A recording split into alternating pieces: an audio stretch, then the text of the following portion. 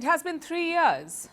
3 years of war between Russia and Ukraine, 3 years of bullets, missiles and drones. It's been devastating and unrelenting. Let me show you what happened over the weekend.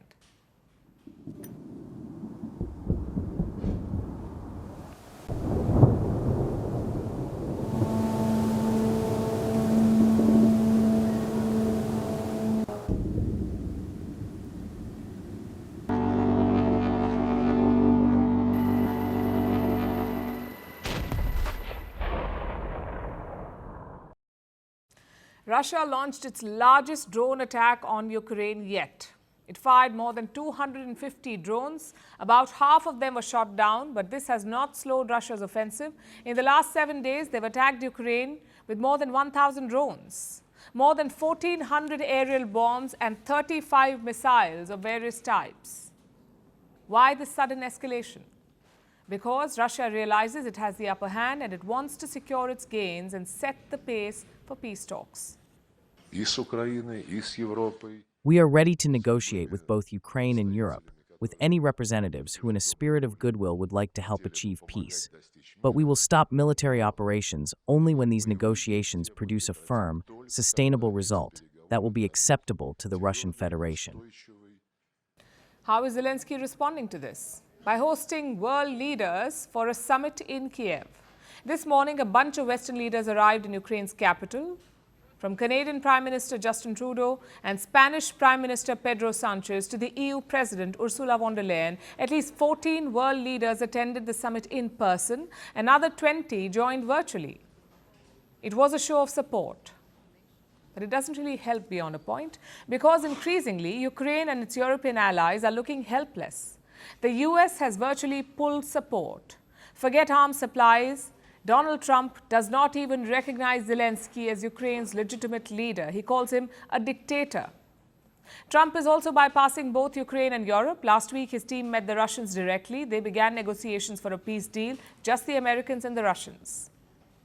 So after 3 years of war, Ukraine's position is the weakest it has ever been. But Zelensky is not giving up. Believe it or not, he is negotiating with the US. He says he is ready to step down, but on one condition. He wants NATO membership for Ukraine. That is the precondition for Zelensky's resignation. If it's about peace in Ukraine, and you really want me to leave my position, I am ready to do that in exchange for peace. Secondly, I can exchange it for NATO membership if there is such an opportunity. Well, it's a very long shot, a non-starter, in fact. Even the Europeans realize this, but Zelensky is pushing his luck. He has made one more demand: security guarantees from the United States. After a peace deal with Russia, he wants US forces to protect Ukraine. That is the ask from Zelensky. In return, he will agree to a mineral deal with Donald Trump.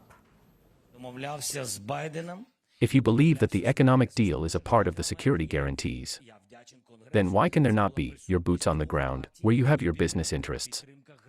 Isn't it logical? To me it seems logical, it seems to me so. I said that to the United States, but we did not discuss it yet as we did not receive their response. Zelensky was responding to Trump's $500 billion demand. The US president wants Ukraine to give up half of its natural resources. He claims Ukraine owes $500 billion to the US. This is for the military and financial support that America has given them so far. The fact is, America gave $120 billion, $120 billion, but Trump wants $500 billion in return. This essentially is the minerals agreement. US officials say the talks are on and they're close to signing a deal, but reports from the US press suggests otherwise. Apparently, Kyiv has received multiple drafts of the minerals agreement, and he has rejected all of them because Ukraine insists on US security guarantees, and that clause was missing from the American proposals. So it was rejected. So Zelensky is playing hardball. But is he really in a position to make such demands? UK's Prime Minister Keir Starmer believes Ukraine is not powerless. In this crucial moment, as talks begin, we must work together to shape the outcome. Russia does not hold all the cards in this war because the Ukrainians have the courage to defend their country, because Russia's economy is in trouble, and because they have now lost the best of their land forces and their Black Sea fleet in this pointless invasion.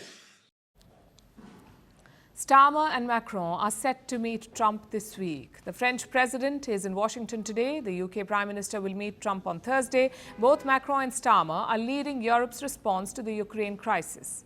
On the 6th of March, the EU has called an emergency summit. This will be held in Brussels. And what will they discuss? The next steps for Ukraine and Europe's security.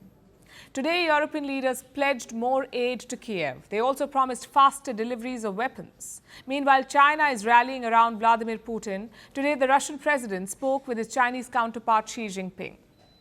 Xi told Putin that China and Russia are true friends who support each other. In fact, let me quote from what he said. Russia and China are good neighbors that cannot be moved apart. He could be hinting at the recent moves by the US and by President Trump in particular. You see, China wants a slice of all the action. It wants to have a say in the Ukraine peace process. It does not want to be watching from the sidelines. And Putin is cognizant of that. He is said to have briefed Xi Jinping on the discussions with the US. And frankly, it's a dramatic turn of fortunes for the Russian president. A few months ago, the West was gunning for him. Joe Biden tried to turn Putin into a global pariah. He obviously failed. Now Biden is out of office and Putin is pretty much having his way. Merci beaucoup. Hi, how are you? Very well, thank you. Thank you for being here. Namaste, Mr. President. Bharat Kelogan, Komeri Namaste. How many people generally follow you in interviews? Typically in a month, we have viewers up to 150 million. That's more than twice the population of France. And in the last 2 years, we had 3 billion viewers. So I say, Laurent, this is your chance to be famous. You're on Firstpost. One word to describe your equation with Prime Minister Modi. Amitié. As India and France work together, are you creating a new era of non-alignment in the technology space? India is a training superpower. 1 million engineers a year, more than all of Europe and the US combined. So we have that partnership. We have a partnership on the environment and the economy. We also have civilian nuclear programs. And that is something we've developed far beyond the France-India relationship. So we want to work together on AI. And then comes China with its DeepSeek, creating models at a fraction of the cost. Did that innovation take you by surprise? Did that breakthrough make you sit up and think, what did the Chinese do and how? But what did DeepSeek do? They took everything that was already available from the last AI model and then they recalibrated it. So are you going to ban Chinese AI in France? So we don't have this American approach of banning tech because of where it comes from.